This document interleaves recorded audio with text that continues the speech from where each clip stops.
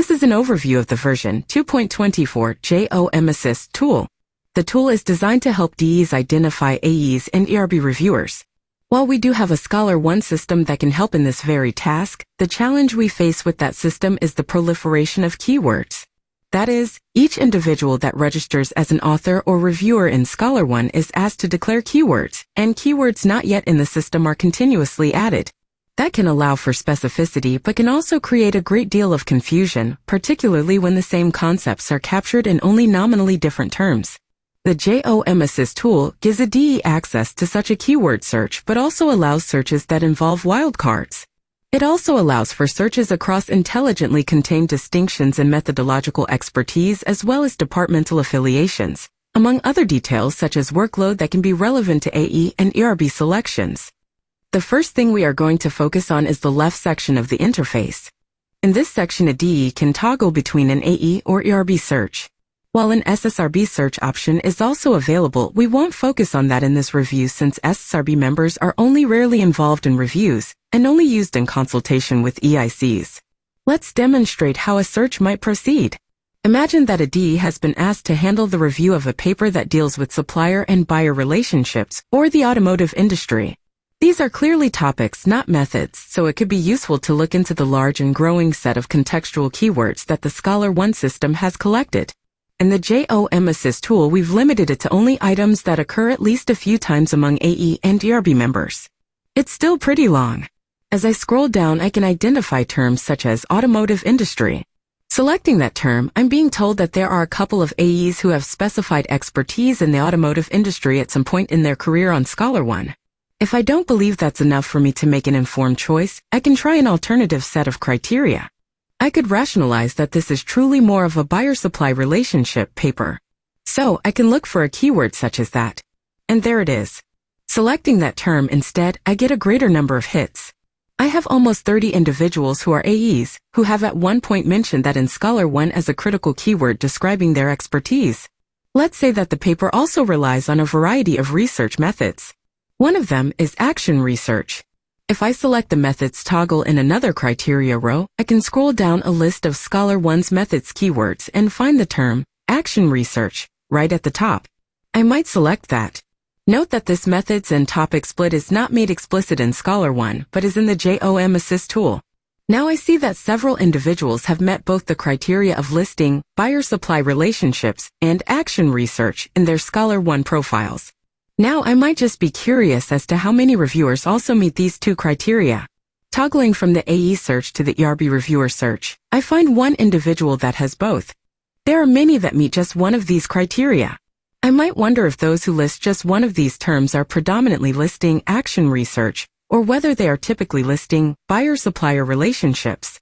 Well, I can actually look at the keyword listings for the individuals and I can get a sense of that. The first individual in green at the top of the list clearly possesses both keywords. They're in double square brackets. The second individual has just one of those keywords, as do the rest of those listed below that entry.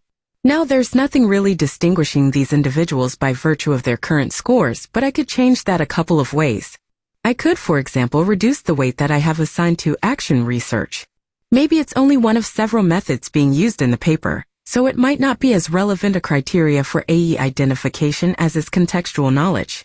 Now that will bring everybody listing the buyer-supplier relationship keyword to the top. Those with only action research are now at the bottom of the list or not shown, given the limit scope of the listing. The other thing I could do is adjust scoring based on the most recent 12-month workload of reviewers. Such an adjustment might be extremely slight if workload histories are comparable and might not impact who is at the top unless we further adjust the term weights to be fractional. To give you a sense of scale, when the workload adjustment is turned on, 1/5 of a point is automatically added to each score. Then 1/100th of a point is subtracted for every paper that has been completed by a reviewer or an AE over the last 12 months. This simple adjustment prevents scores from dipping into the negative, while also providing a ranking adjustment that doesn't fully override the role of key terms. If a reviewer has completed 5 papers over the last 12 months, then the score of the reviewer will simply be 0.05 less than the score of an otherwise identical reviewer. Such adjustments are tied to the desire to smooth workload across AEs and ERB members, while also retaining perspectives regarding fit. Along similar lines, we also present the total number of accepted and invited papers for each individual on the far right of each listing, so such an adjustment can also occur subjectively. If a DE is further interested in knowing whether or not individuals have an affinity for certain kinds of papers, they can consider the extent to which AEs and reviewers personally affiliate themselves with a particular department. Let's say that you are a DE for the Interorganizational Operations Department. You can click on Department Affiliation for your third criteria and make the IOO selection. There are more than 20 AEs as of today who in a survey attested that their primary affiliation was with IOO.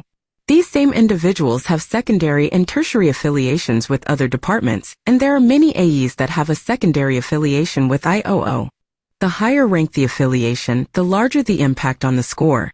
The impact involves adding a scaled reciprocal of an AE's affiliation ranking for each department. If we felt that the weight given to this was a little bit too heavy, we could reduce that by whatever level makes sense. I can also turn off or reset any of these criteria if I feel one is creating too much interference. Further, if I feel that keep seeing the same people on the top of my list, even after all of these adjustments, I can also add some minor random noise to provide a new mix of otherwise equivalently scoring individuals. Now let's consider the alternate keyword specification options. I might find that the Scholar 1 method's keywords are not providing a sufficient level of clarity in my choices. As an alternative, we have available a methods tree framework that AEs and ERB members have used to describe their expertise.